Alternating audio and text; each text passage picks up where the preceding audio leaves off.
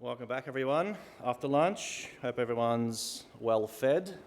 So next up, we have Colby and Lord Sasenka, Navigating Incident Response, the Art of Effective Cybersecurity Communication. So I'm doing something a little bit differently today. I'm reading out bios from the help of ChatGPT. So whatever comes up is what I say. So Colby possesses a remarkable ability to decipher complex passwords with a single glance. Just by looking at someone typing in their password, he instantly can crack it, earning him the nickname the Password Whisperer. Colby's friends often turn to him for help when they forget their login credentials, knowing that he'll have them logged in and ready to go in no time. And Lord Sasenka can magically detect hidden Wi-Fi networks, earning him the nickname the Wi-Fi Whisperer. Can we just give a warm round of applause for Colby and Lord Sasenka?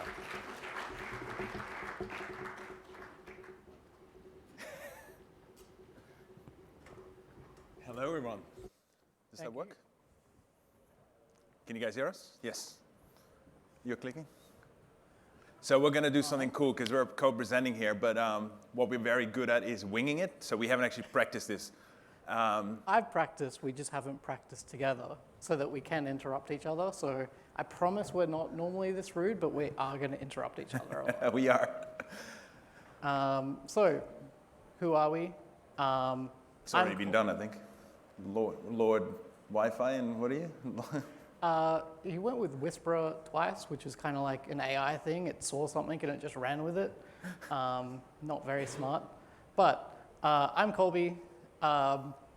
I come from like a incident response, DevOps kind of background. I've done a lot of the security side of things, struggled a lot on the communication side of things, and then there's Sasenka. My name is Sasenka Abeysooriya. I work for the University of Queensland, and I am very passionate about delivering very complex programs of work, which is mostly around comms. Change management becomes then very important, and it's all about people. So hopefully we'll cover off on some good topics today. So we're here to talk about communication in general, but really we want to start it off with like the importance of communication.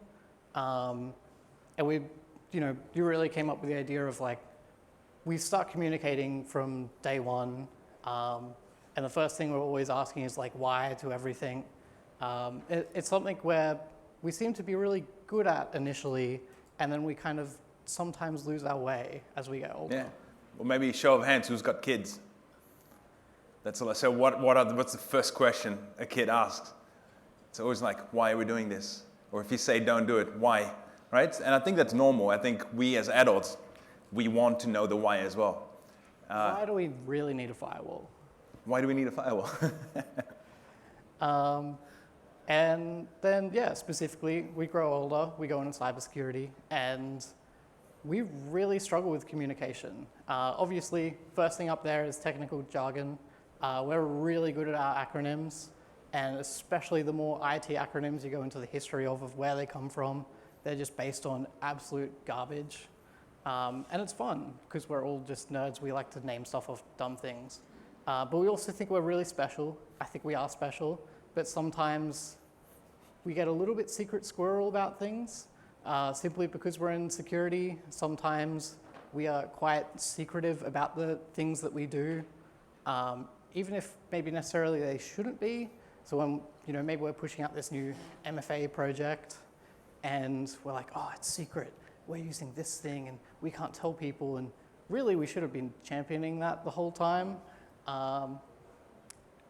And also, formal communication training is something that I don't think I've ever really seen personally in my career path, but it's something that I think we would all get a lot out of. Security is also seen as a big cost center. They see money go in, and that's it. And then every now and then, there is a big hack and money goes into security again. But realistically, we're here to protect the business and protect the money. We should be seen as investment instead of like a big black hole of money being thrown into. And finally, accepting risk can be really hard for us. We want to be the ones to stand out there and say, we have the most secure company ever, we are sick, we are awesome. But there's only so much time in the day, and it does suck to have to accept when someone goes, I'm not gonna patch that, because you really just have to go, that's fine. There is that other thing on fire, let's do that instead.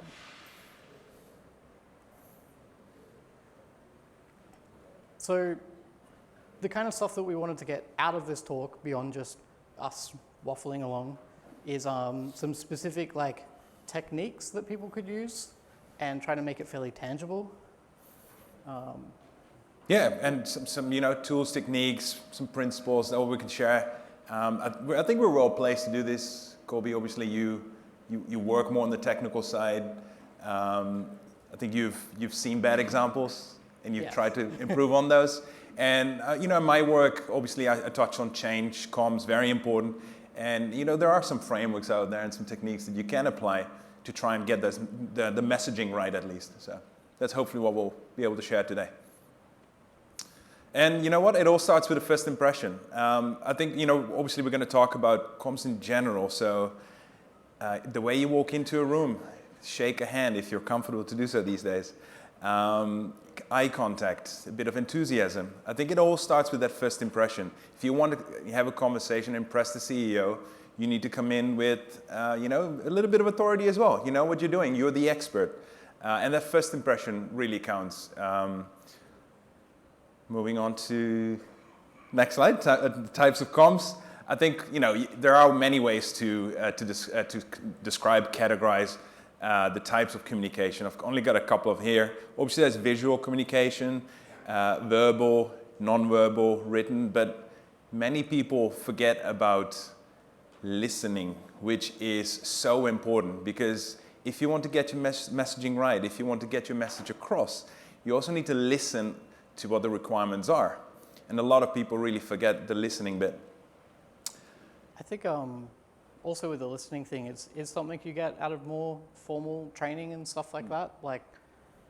I've been going to Toastmasters for a little bit, and I always thought it was going up and just talking. But really, there's a very big emphasis on listening and understanding people's messages and giving them constructive feedback. It's just as big of a skill as the other thing. So another show of hands. Who knows Nelson Mandela? I hope everyone. Yeah, awesome. Nelson Mandela, there's this great story, and he writes in his book where his dad was a chief of a tribe. And as a child, he would go along with his dad to these meetings, and he would observe a few things. His dad would always, the group would sit in a circle. Obviously, he would be able to see everyone, see their body language, see how they're reacting to messages. And the other thing is he would always speak last. He would give everyone the opportunity to share what they think. And all he would do is listen and maybe a follow-up question. He wouldn't necessarily nod in agreement. He wouldn't say that he disagreed, because once you do that and you say, for example, the person next to you, yeah, I agree, and the person next to that person would disagree, that person might already feel like he or she doesn't have a place to speak or, be able to share a different argument or opinion. So I think always be last to speak. What else do we have? Yeah, don't give an indication of whether you agree or not, and I believe I've already covered the other one. Yeah, you really get the benefit of hearing everyone out. And I think it's really powerful. If you really want to understand the requirements, you need to listen. I think a very good way of communicating is through storytelling. And storytelling is something that we've always done, right? As kids, again, you hear stories when you go to bed. It's just a natural way of us being able to process messaging. And on the next slide, I've got this quote, facts are important. We want facts, but they don't really persuade you. And stories bring out those feelings. And that's where it's so powerful.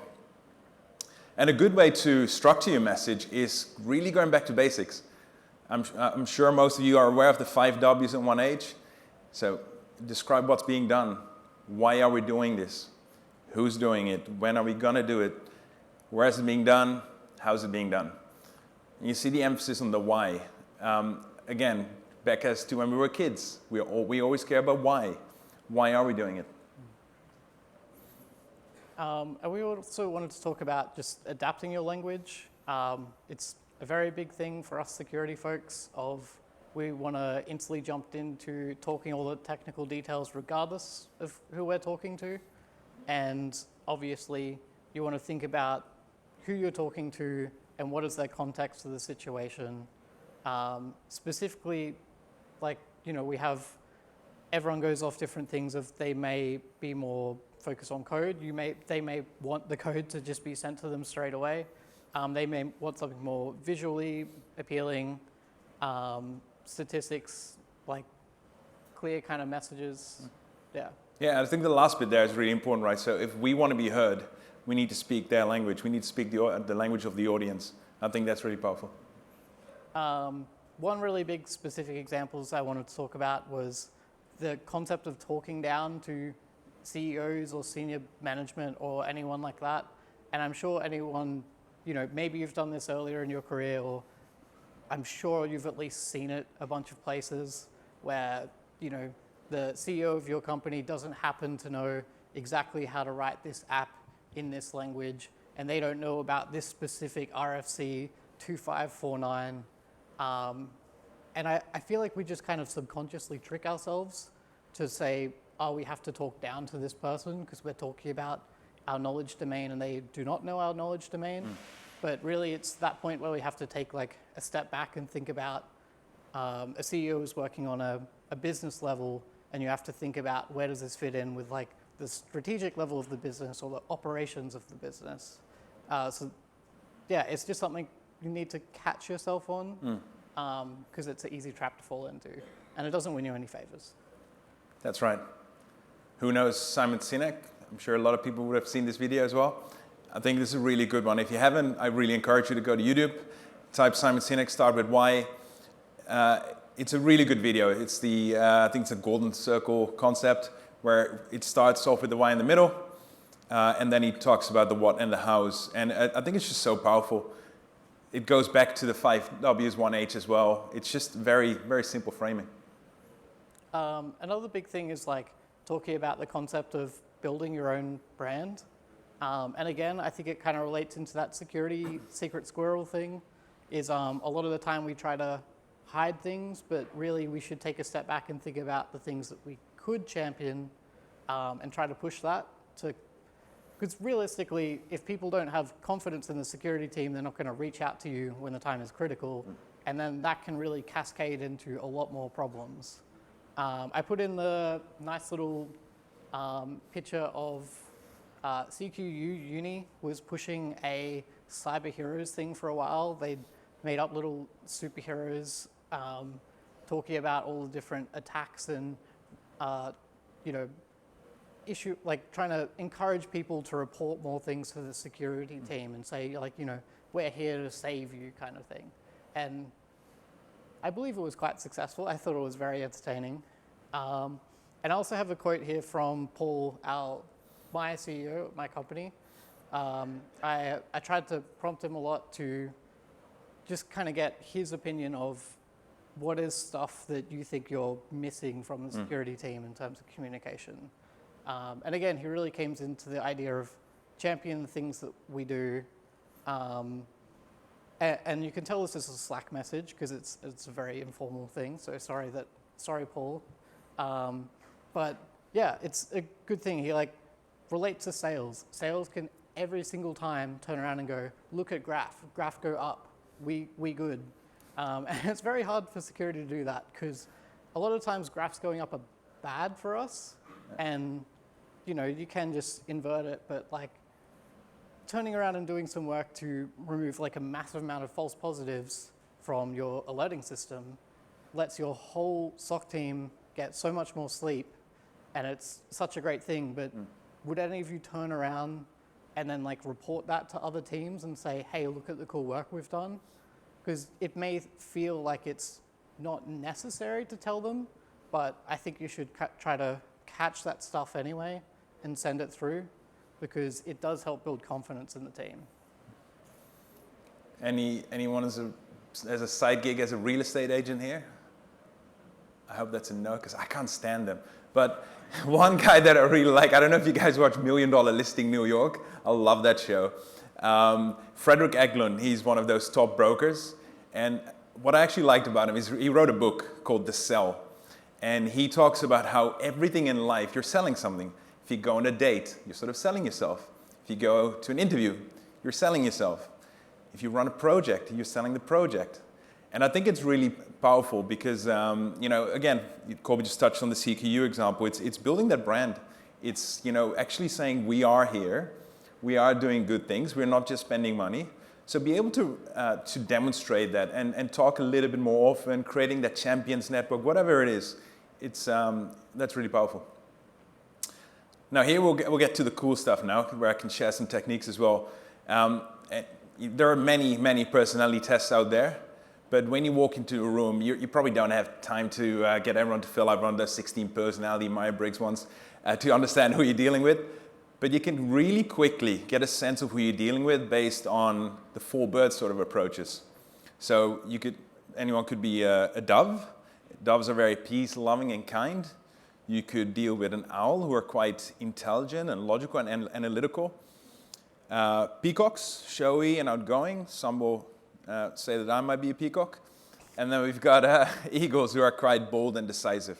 So as soon as, if you know who you're dealing with, again, it's already easier for you to adapt your message, or even decide whether you're going to rock up with a 30-minute, 50-slide sort of slide deck, or are you going to rock up with a 5-slide deck, quick stats, facts and figures, and move on.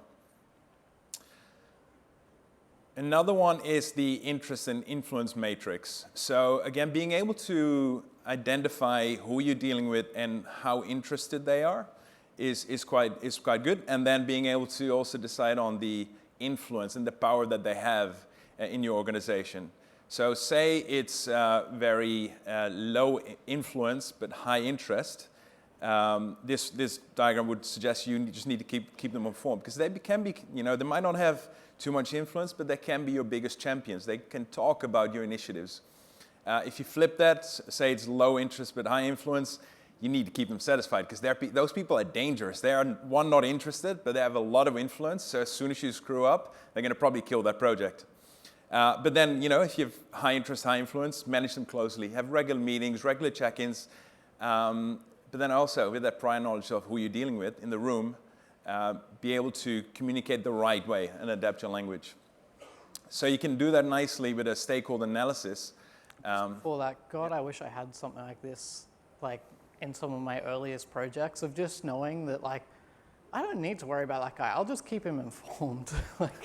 I feel like everyone can feel that, of that person that kind of powered into that project and tried to take control of the whole thing. And it's that person's here to help. That person's not here to railroad the whole thing.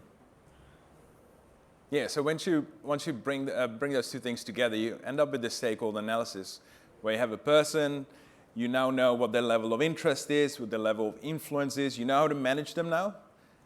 It's also often very interesting if you know what's their agenda, what's their take on this, what are they interested in. If you understand that bit as well, again, another dimension.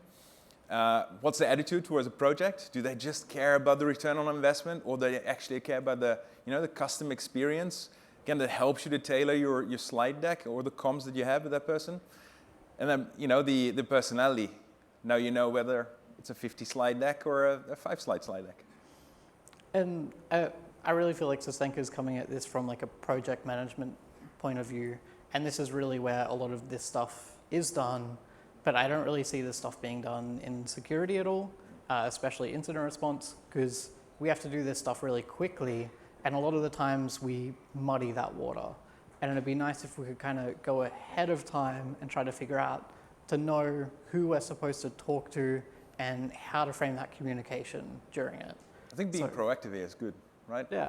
So even in security, being proactive, understanding who you're dealing with mostly, having this ready, is just so powerful. When we developed a data governance capability at the University of Queensland, and essentially what I did, I had to do 90 presentations to many stakeholders, but I had 6 versions of the same slide deck. Just back to the example of sometimes I get a half an hour slot, sometimes I get 5 minutes. Based on the time, based on the people you're dealing with in the room. I would sometimes not even know who I was meeting. The best one was the previous chief operating officer. I walked in, and the first thing he said was, "Are you here to fix my finance reports?" Which was amazing, because now I knew exactly he was an eagle. He just wanted this quick, fixed, and I also knew what his agenda was here. So I knew exactly what slide deck to pull out and present. Makes me think of working back at AusCERT, and I had David Stockdale, and if I had to escalate something to him, it was always, yes, I knew he was on that business level, and I would tell him that the business is okay and that we're working on and moving forward, but gosh, he's such a nerd in the background, and I'd always just like subtly slip him all the technical details so he could go and read it when he got home later. That always kept him happy. So going off a little idea of what this would look like during an incident, I promise this is purely just constructive. We're not trying to make fun, because genuinely I believe what would happen to any telco could happen to any business. And it's something that we really need to prepare all of ourselves for and think of what happened, like how would that go down if it happened to us? And really thinking of like who would be involved in that incident response and what kind of like information they would want out of that. So, maybe you have a CEO, he's a bit of an eagle, just wants the information to make a decision and move forward. You might have a CISO that's actually, maybe they have like a background in forensics and they're like, really want to get a hold of that malware and, or whatever it is. Maybe it's data leakage and they really want to find out, they want to get a copy of the data to the schema, and they want to know the exact details in there. Maybe you are the security manager, or maybe someone else is the security manager, or another team, and they're very focused on keeping the other teams happy. I'm sure some people have either worked as a security manager or been a security manager, where you have to like be the guy that walks in and kicks the door down of the dev teams and go, cancel your projects, we're working on this. That person may really want to try to maintain that relationship. So you have to think about this of how do I communicate to that person, and how do I help that person communicate to other teams? And then, what happens when it's you down the bottom of the chain saying, oh my God, there's a breach. So you may go up and say to your security manager, hey, we found something. I think these are the teams we'll probably have to bring in. And that person's knowing that they can start that communication to keep those teams happy. The CISO, you might be sending the technical details of what's happened straight away.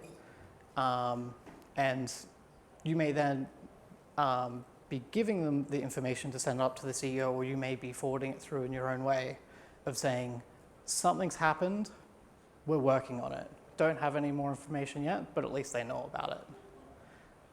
And this is where I really wanted to go into the whole thing of like incident response plans, and specifically incident response plans that you use instead of ones that you write to maintain compliance.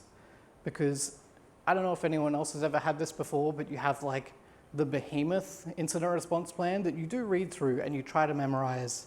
But when stuff's on fire, you go over to this like checklist of make sure you've done these things. So really like that's kind of your incident response plan.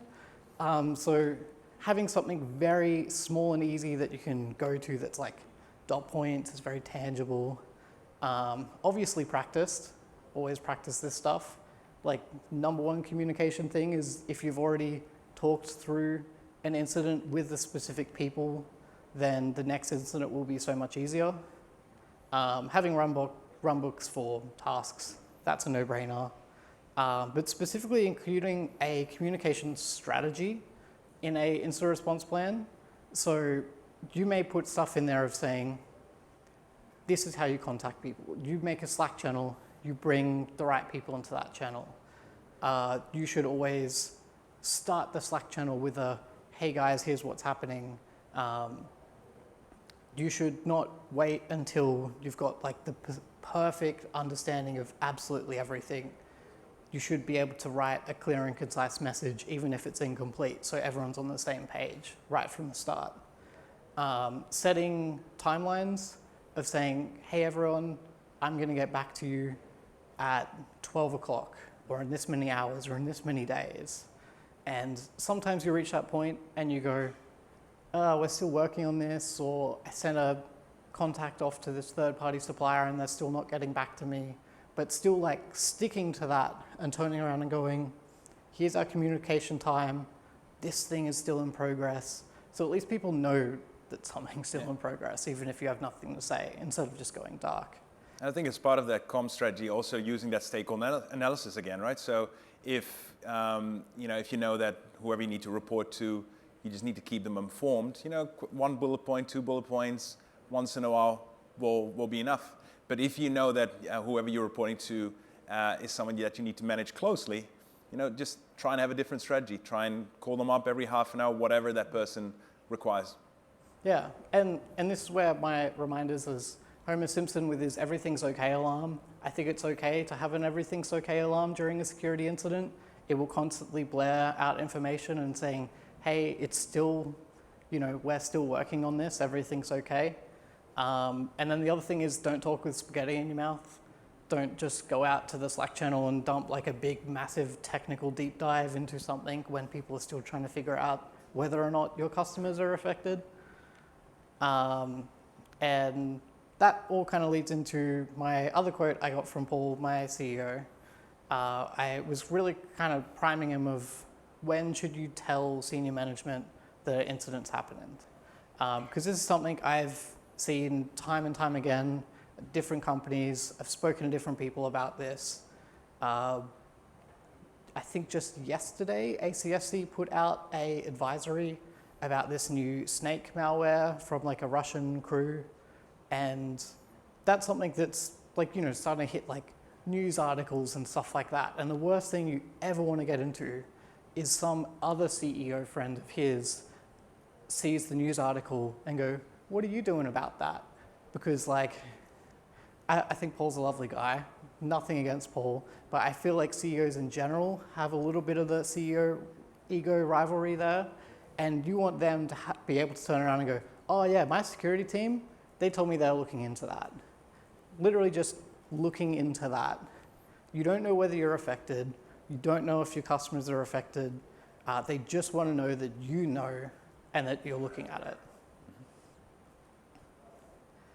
So going off that situation of you're an Australian telco, someone's randomly found your data out on the internet and you've confirmed, or maybe you haven't confirmed that it's legitimate or not yet. It really comes back to these 5 W's, 1 H. That's it. Because you need to put out a message right away. Because you can't just, you need to communicate in some way to say that something has happened. And frameworks like this can stop and make you think about that. Like what happened? Like our customer data has been found on the internet. Like where did it take place? It's been on this hacker forum. It's relatively underground. Like it hasn't really popped up on news articles yet or anything. When did this happen? Your response is going to be very different if it just happened or if it was 6 months ago. Who was involved is always a tricky one. All of these are tricky because you don't necessarily know, and it's fine to say, we found this data, I don't know what teams I need to involve in this incident. But you can say that, again, we're working on it. How can we remediate? It's a lot easier said than done, but again, you always have to think of a path forward. Even if you turn around and say, I think this is going to be our next step, it's better than just standing and saying, I don't know what to do next. It's a lot better to say, I see our plan of, our path forward being to do this, and someone corrects you, than to just say nothing at all, because then you can reach a point where you're all twiddling your thumbs while very important time is burning. And why should I care? Obviously, the why is a very important one, and that message is going to be very different to different people. So obviously, to the CEO, this business could hit very heavy fines. Like this could be big reputational damage. This is very serious. It could be to a message to your customers. You could go through all of these steps again, but rephrase it and think, I'm sending this message out to customers, and suddenly all of these things are completely different. And really putting yourself in their shoes, and I think everyone can relate with this, of not just going, trust us, we're sweet, but here's zero information to customers. Like they need something to go off. Yeah, absolutely. I think also, even though we've used 5Ws, 1H, you might not know the answer to some of these questions, right? And even though Simon Sinek suggests you start with why, I think that works better if you're doing something good, marketing, branding. When an incident happens, you want to start with what?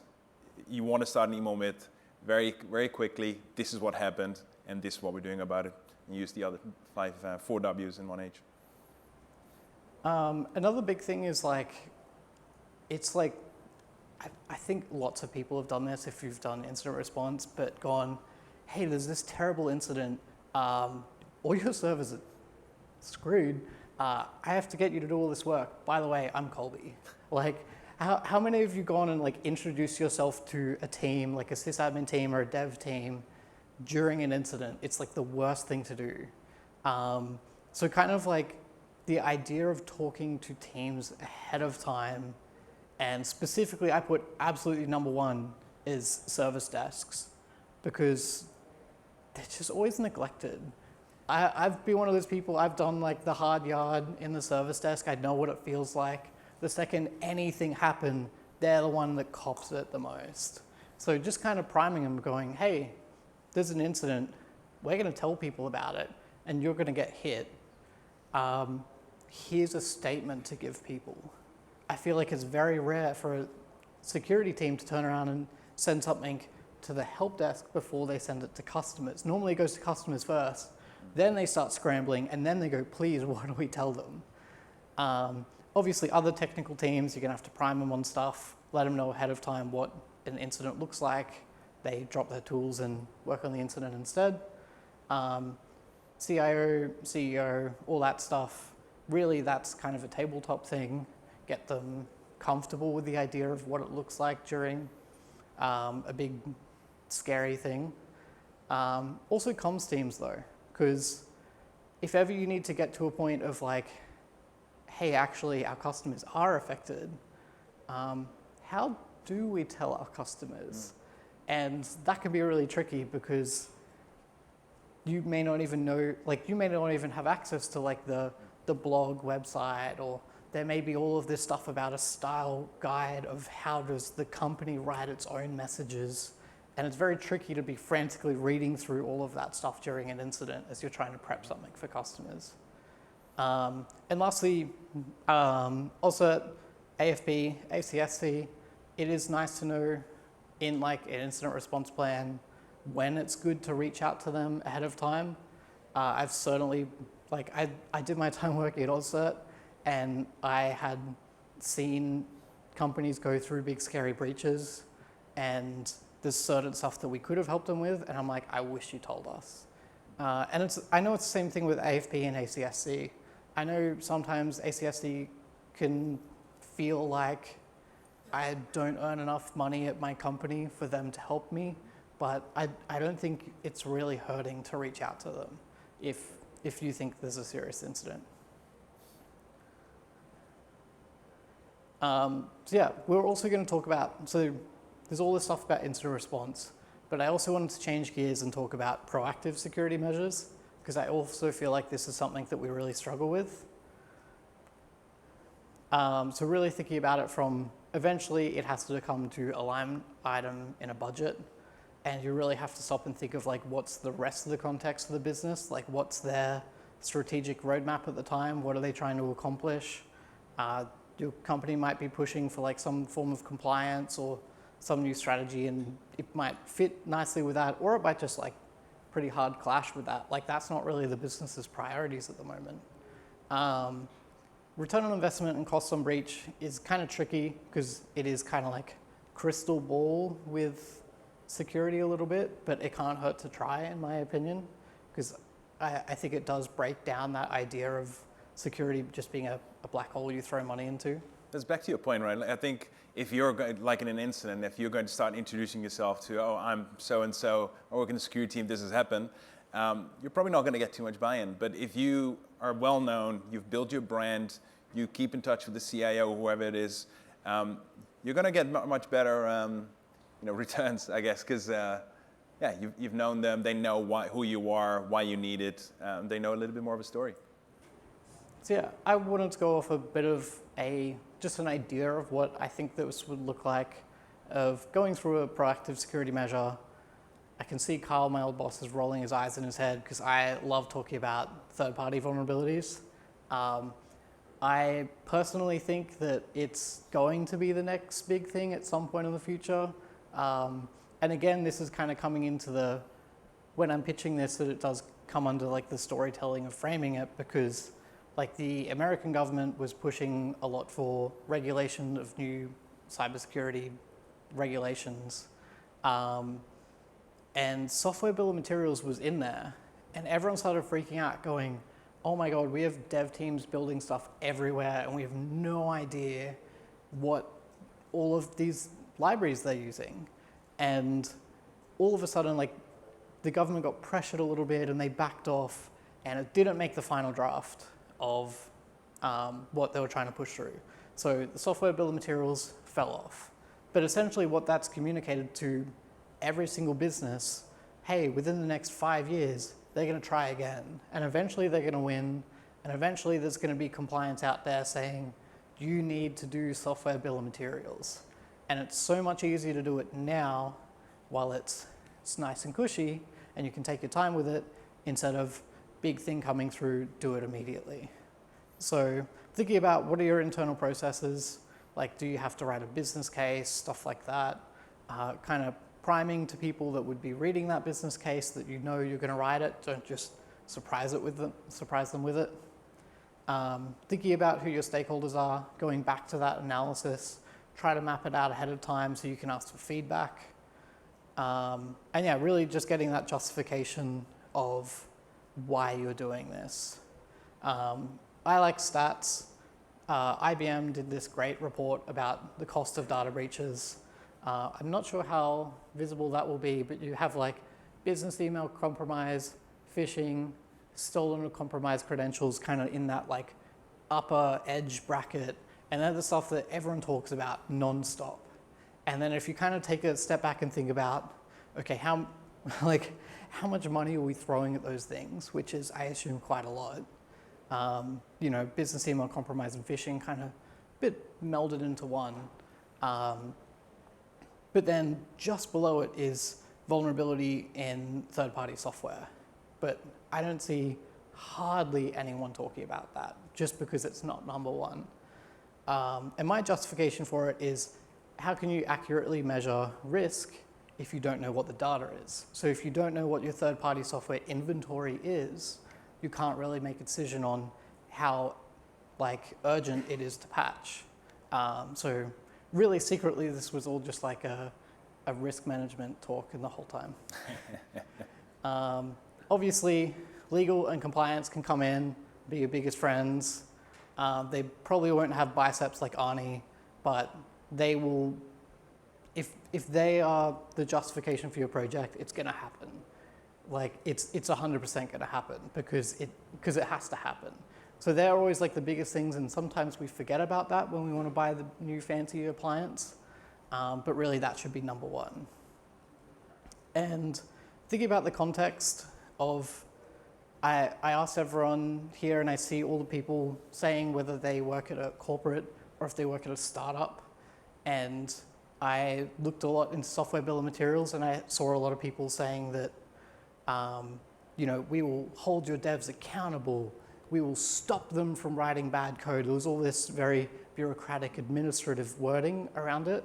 And then other bill of materials solutions were more about, we work with automation and all this stuff. And realistically, I believe that you're not in just one or the other, because realistically, you don't want the baggage of one or the other, because they both comes with good or bad things. I like to imagine I'm playing Tony Hawk Pro Skater 2 on the PlayStation, and the time limit's up, and I'm done playing, doing all the tricks, and I'm on a grind, and it's going in a circle, and the time limit's up, but I can just keep going because I haven't landed the trick yet.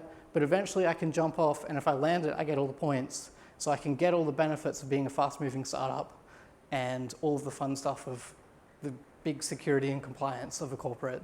But really, you have to balance that. Talking about time limit, I think we're getting kicked off now, so he looks angry. Talk to everyone, get the message reaffirmed, and really, that's it. Yeah, hope this was useful. If you thought it was, leave us some feedback. There will be some interesting questions in there. Thank you. Thank you very much. Thank you.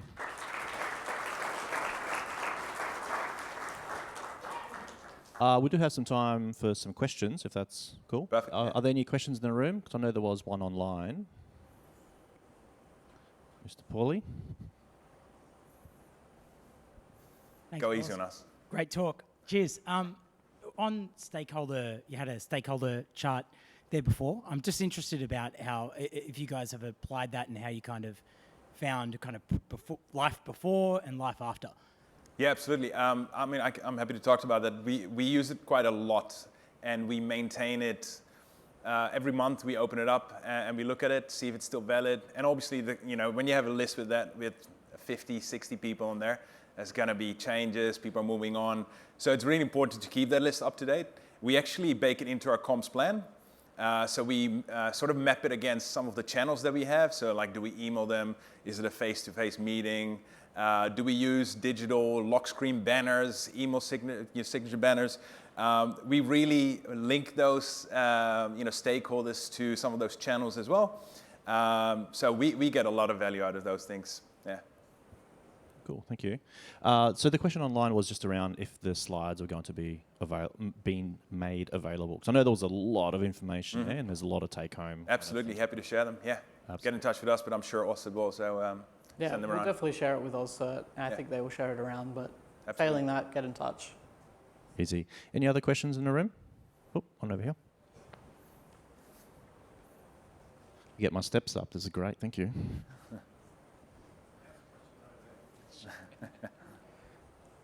Sasenka, this is one for you, right? And I did it on purpose. Go easy, go easy. I promise you I will.